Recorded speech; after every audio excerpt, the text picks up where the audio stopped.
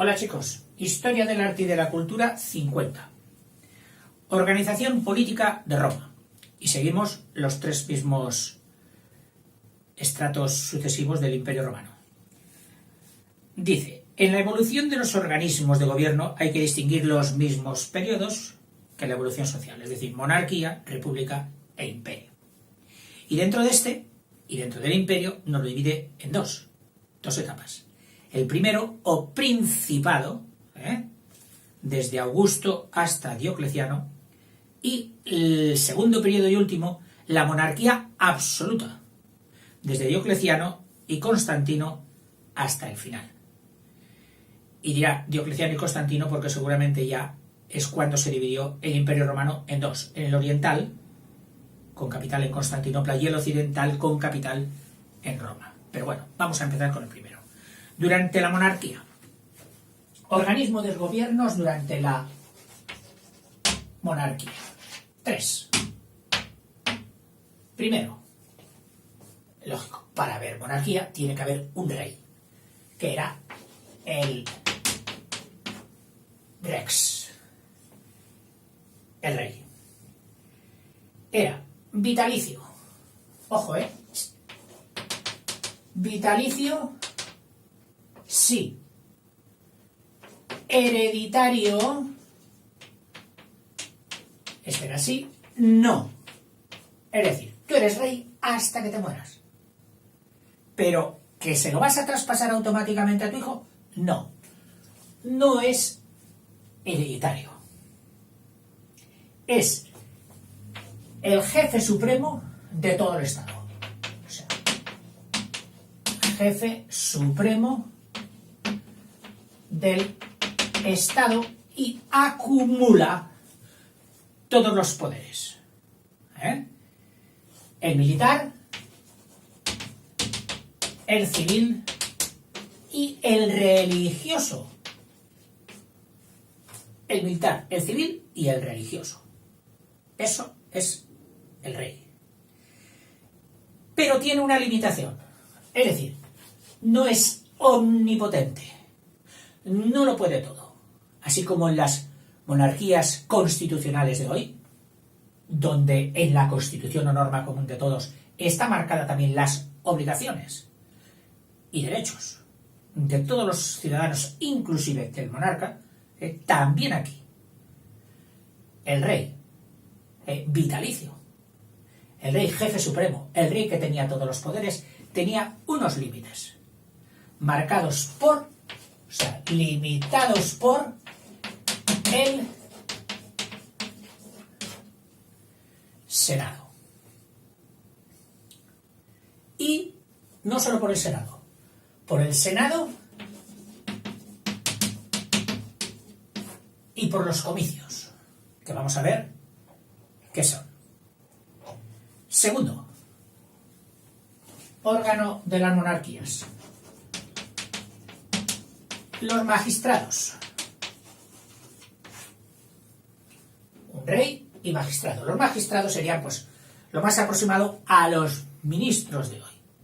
O sea, los del poder ejecutivo, los que llegan hasta donde no puede llegar, lógicamente, el rey. Los magistrados que ayudan al rey.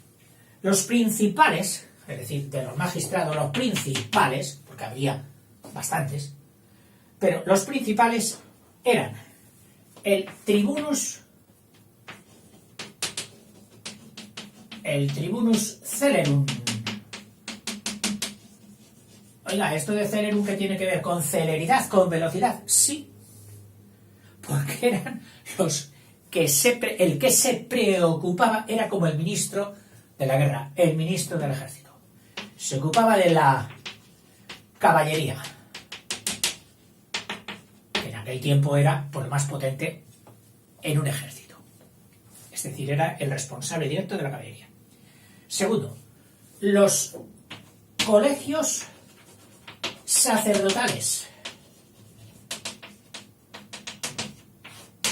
Colegios o grupos sacerdotales, que había muchos, pero había uno especialmente que era más importante que los otros, que era el de los pontífices, el colegio de los había varios colegios, pero uno más importante que otro, que era el colegio de los pontífices.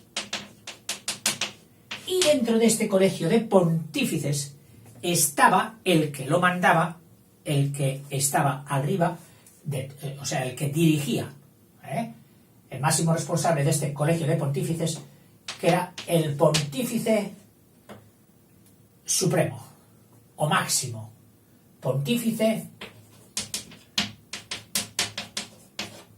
máximo, una persona muy relevante de los magistrados, de los colegios sacerdotales, la figura del pontífice máximo. Algo que luego recogió la estructura cristiana, con el sumo pontífice. ¿Por qué? Porque en Roma ya existía.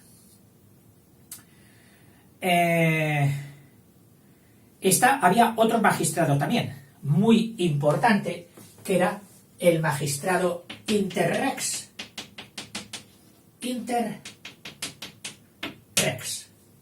Entre reinado y reinado se daba a veces un periodo para la elección del nuevo rey, etc. Entonces había un magistrado que se preocupaba de ese lapsus, de ese momento de vacío de poder. Y era el magistrado interrex, que manda al morir un rey y hasta elegirse otro. Por último, rex, magistrados y asambleas. Es decir, órganos colectivos.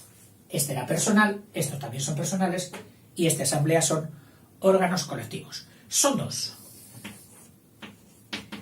El Gran Senado,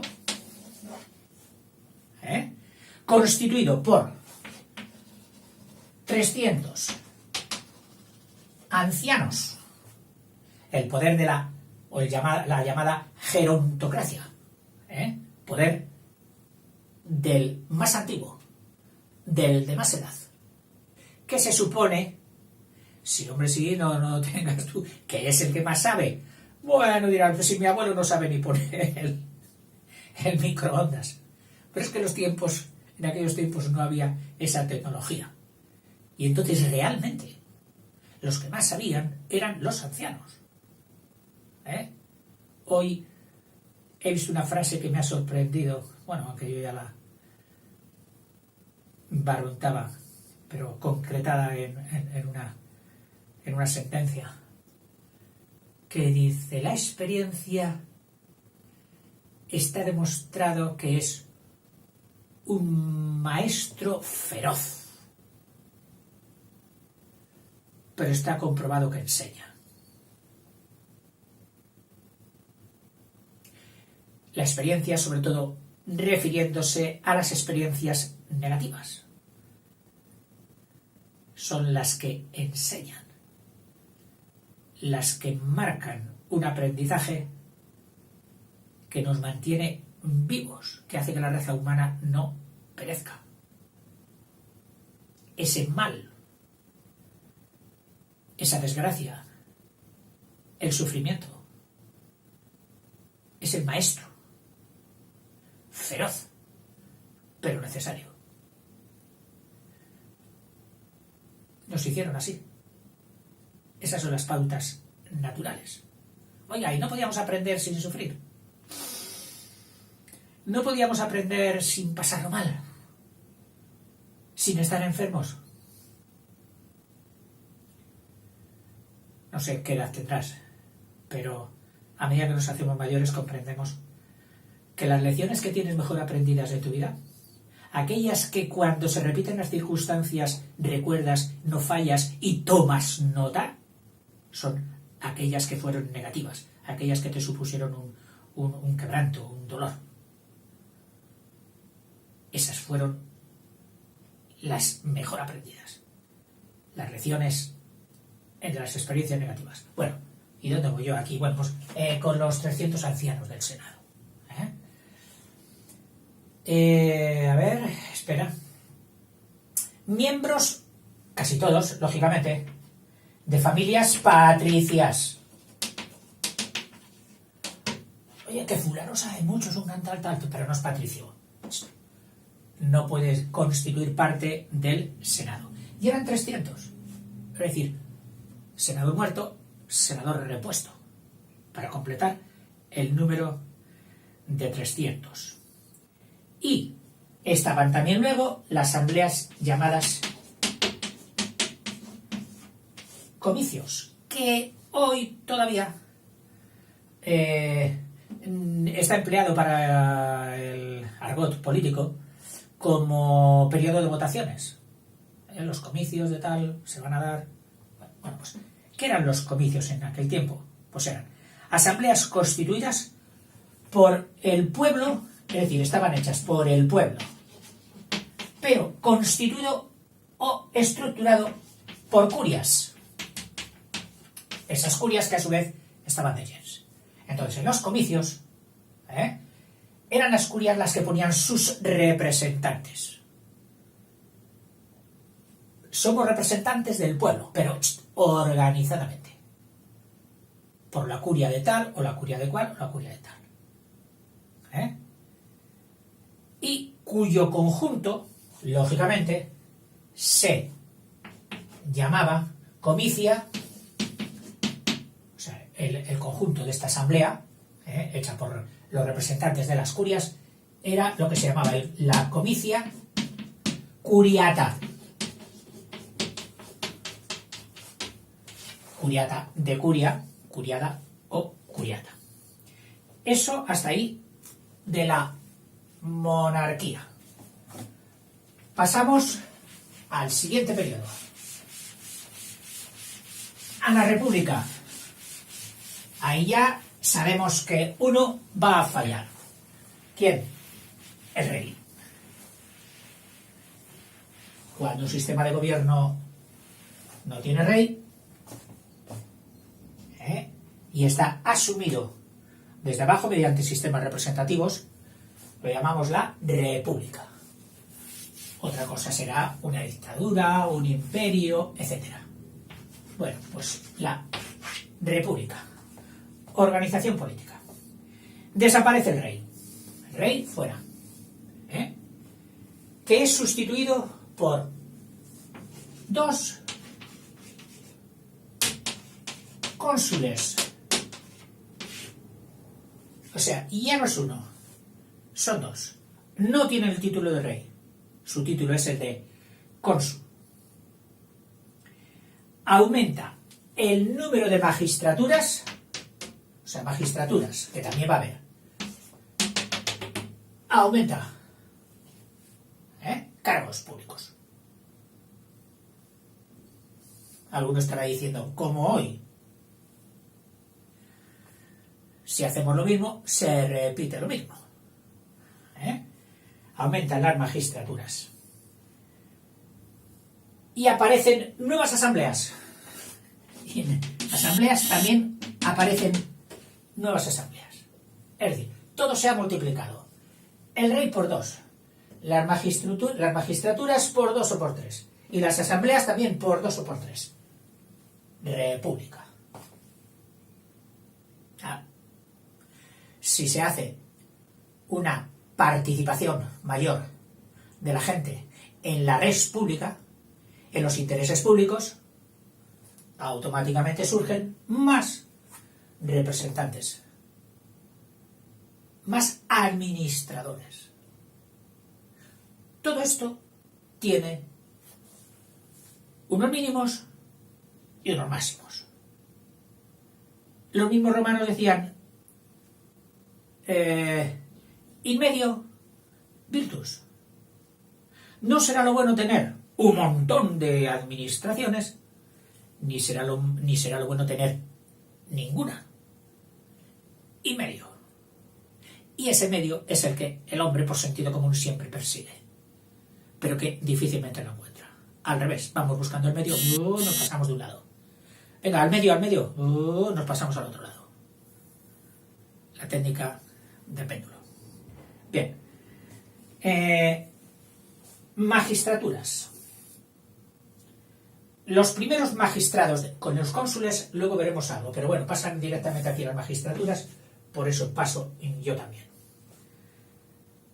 La magistratura. Los primeros magistrados del Estado son... ojo curioso, porque resulta que esta llave se sube para arriba y pilla también a los dos cónsules. Estos supermagistrados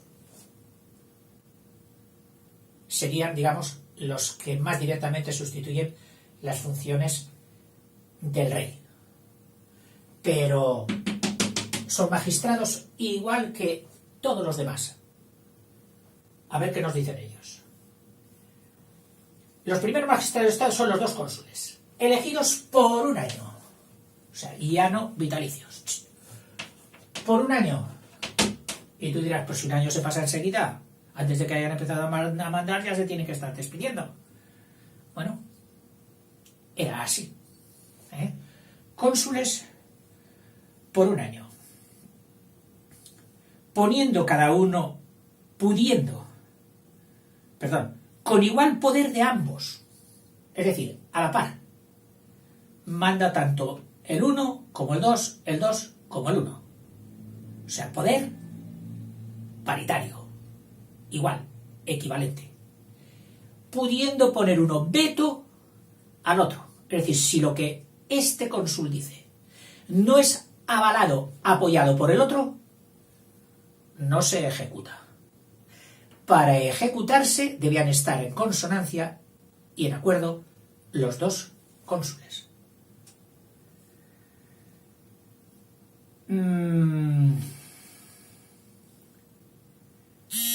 Esta era la llamada facultad de intercesio.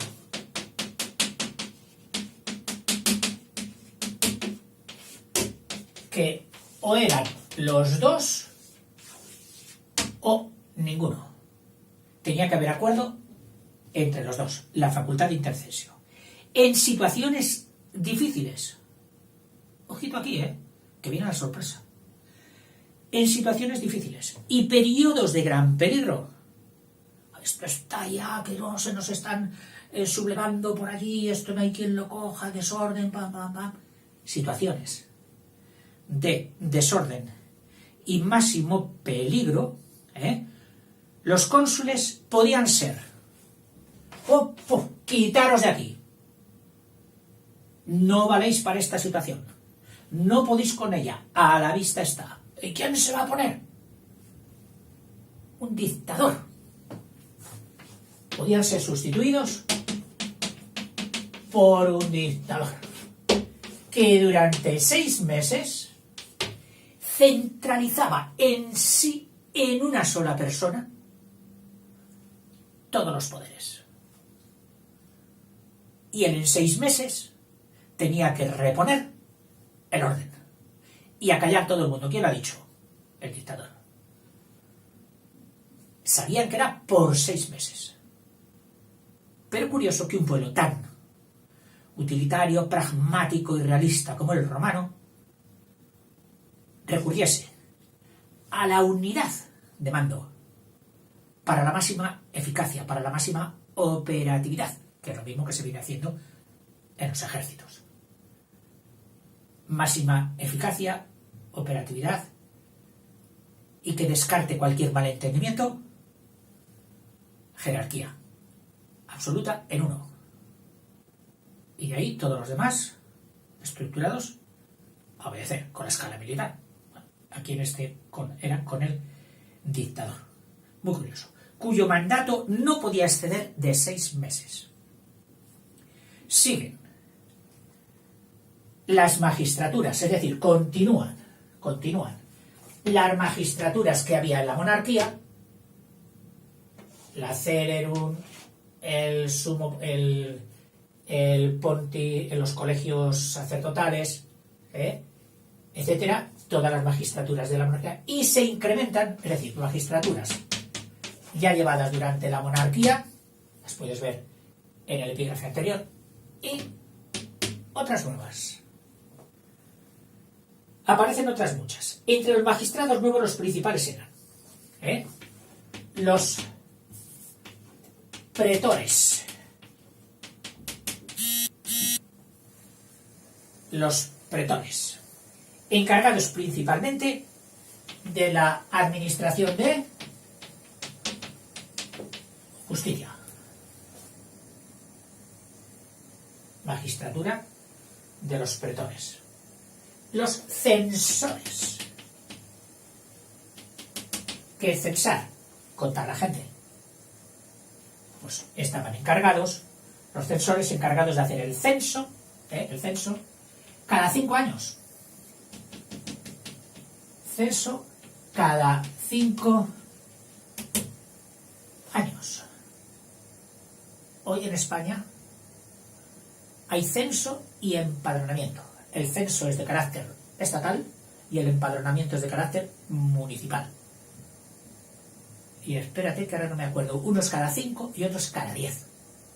Eso sí, cada 10 años coinciden los dos. Pero no, mira, y eso que estuve haciéndolo en mis tiempos, pero no me acuerdo ahora. Yo diría que el censo es cada 5 y el empadronamiento cada 10, o viceversa, no lo sé, pero bueno, eso lo puedes buscar fácilmente. Pues estaban ahí los censores. Luego estaban los cuestores.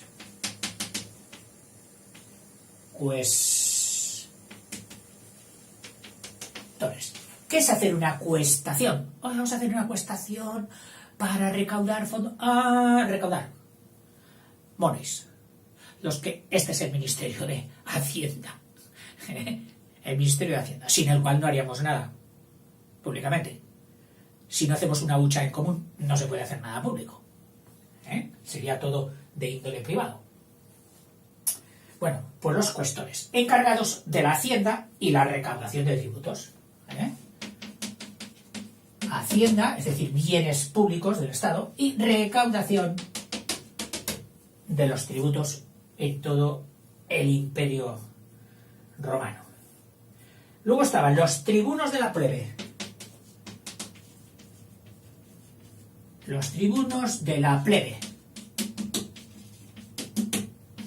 Del pueblo. ¿Quiénes eran? Tenían el derecho de veto sobre las decisiones del Senado. Caramba. Tribunos de la plebe. Es decir, como los representantes del pueblo. ¿Y qué poderes tenían? Pues en un momento determinado decir al Senado, si vosotros habéis sacado esa norma, no, la vetamos. Esto sería un poquito como la Cámara Baja.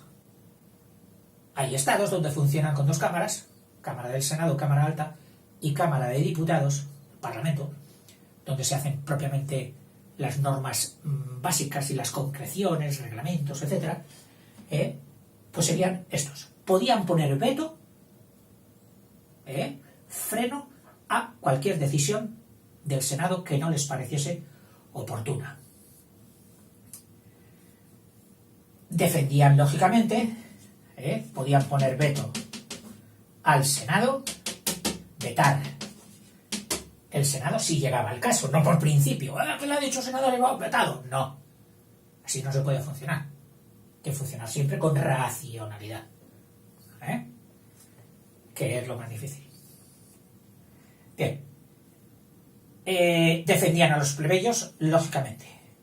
Ayudados, es decir, estos tribunos, estaban ayudados por unos lugartenientes suyos ya de orden más local, pisando las áreas, que eran los ediles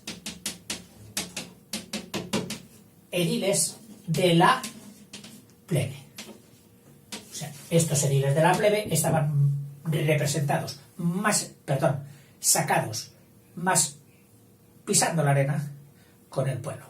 Y eran los que prestaban sus conocimientos, su información a los tribunos de la plebe, que eran los magistrados, con tanto poder como para vetar a nuestro.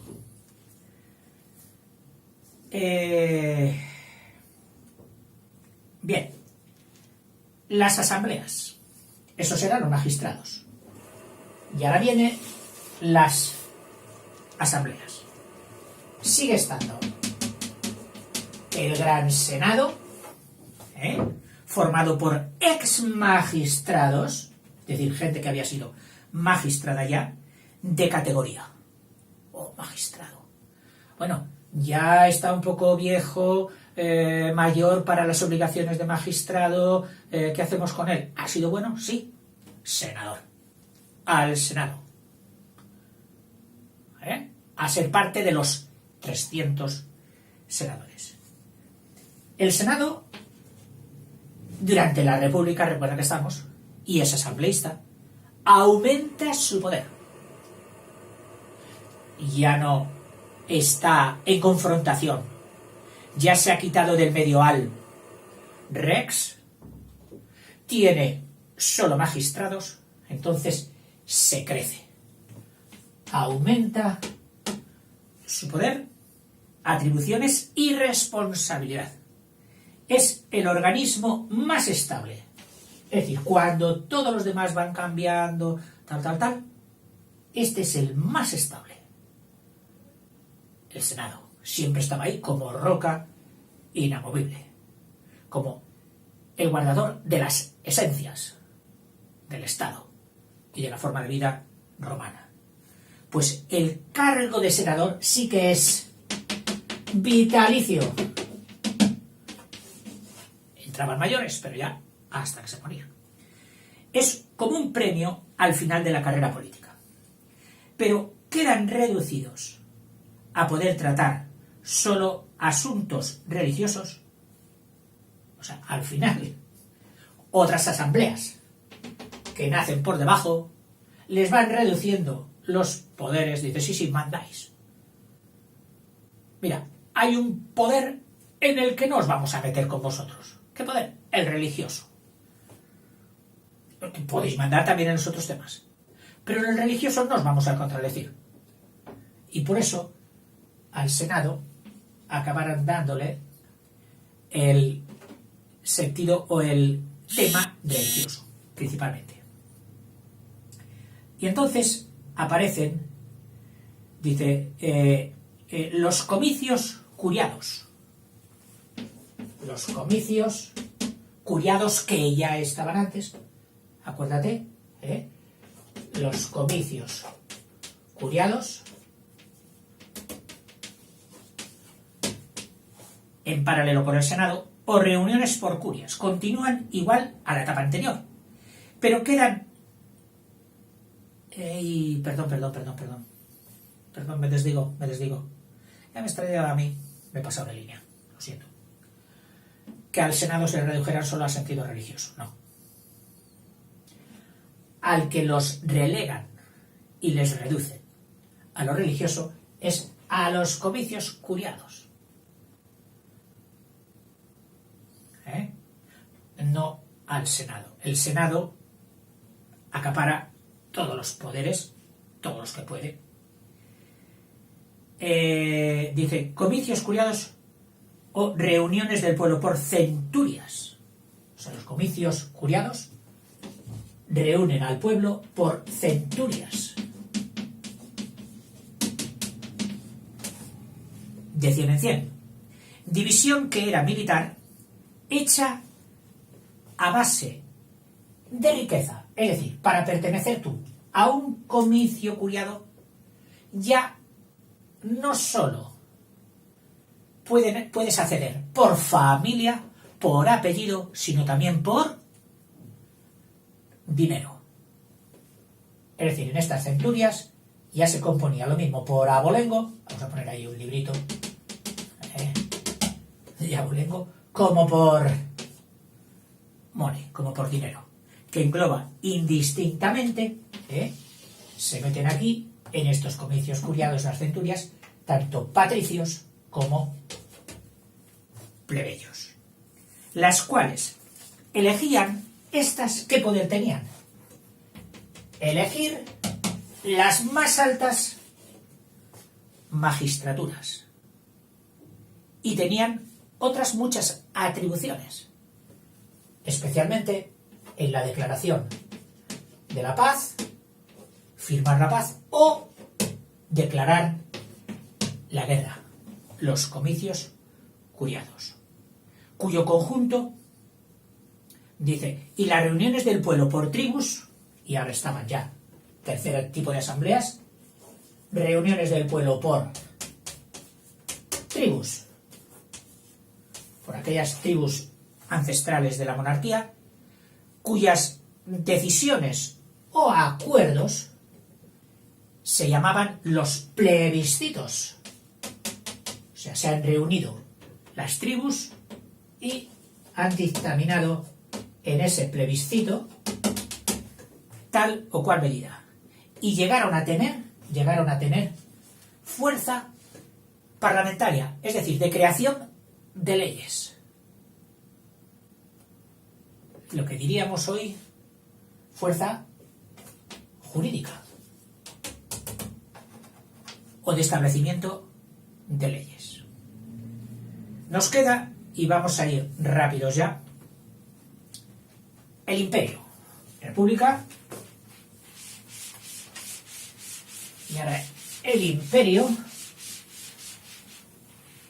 que me imagino que va a ser bastante más simple, porque ya sabes, el imperio vino a corregir, a poner orden en el caos que se dio al final de la república, y por lo tanto, para mí que las estructuras políticas van a ser bastante menos. Su primera etapa, el Principado.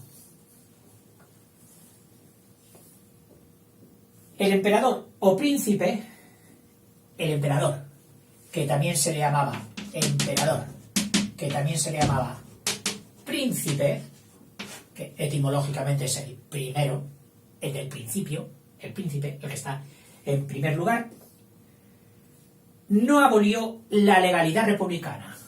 Es decir, no quito la legalidad, las leyes establecidas en la república. Diría, cualquiera se mete a hacer ahora nuevas leyes. No, que sigan las de la república. Pero, paulatinamente, poco a poco, que también estuvo bien para no exacerbar al pueblo. Es decir, ahora nos quita a todos. Yo tenía este privilegio tal. No, seguid como estabais. Pero claro, él poco a poco fue acaparando, atribuyéndose, concentrando en su persona todos los poderes.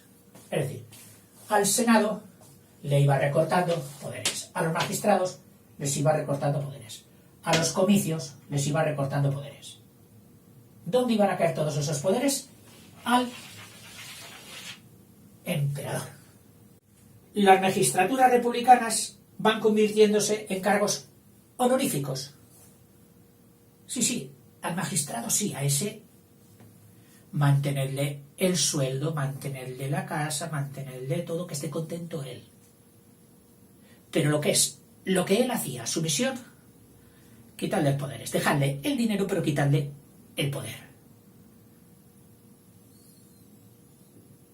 Si es que el hombre siempre ha sido igual. Siendo sustituidas por una burocracia, claro, alguien tenía que hacer lo que hacía el magistrado. ¿Quién? Pues una burocracia, es decir, un profesional administrativo. Dóciles al emperador, elegidos con un sistema de elección de dedo, este sí, este es fiel, ponle de tal. Este a veces, no, fuera. Este sí, ponle de tal. Una burocracia elegida a dedo. El Senado se vio presidido por el príncipe, es decir, el Senado ya tenía una cabeza. Ya no eran todos iguales. Ni era honorífico, que posiblemente fuera el más antiguo de los senadores, que tenía algún potestad representativa y honorífica, más que real. Pues aquí no. Aquí el emperador dice, yo soy el cabeza del Senado. El Senado, presidido por el príncipe, pierde lentamente sus atribuciones. Cada vez les preguntaba menos y tomaba él las decisiones. Y, en tercer lugar, las asambleas populares, la comicia, curiata, etc., desaparecen. no se convoca, nada, fuera. Que se olviden. Este proceso de concentración de poderes culmina con la monarquía de Principado, de la primera, o Principado, culmina con la segunda, con el segundo periodo de monarquía absoluta. Si no habías conectado nunca la palabra emperador con la palabra rey, monarca, aquí la tienes. El emperador ya, en el segundo periodo, se quita de todas esas componentes que tuvo que hacer para encajar la república anterior, y aquí ya descaradamente, ¿quién es el que manda? Yo y solo yo. Monarquía absoluta. Establecida definitivamente con Diocleciano y con Constantino. Con estos dos emperadores. Hasta aquí la organización política. Seguro que faltan muchísimas cosas. Pero bueno, esto solo es un humilde bosquejo. Venga, hasta luego.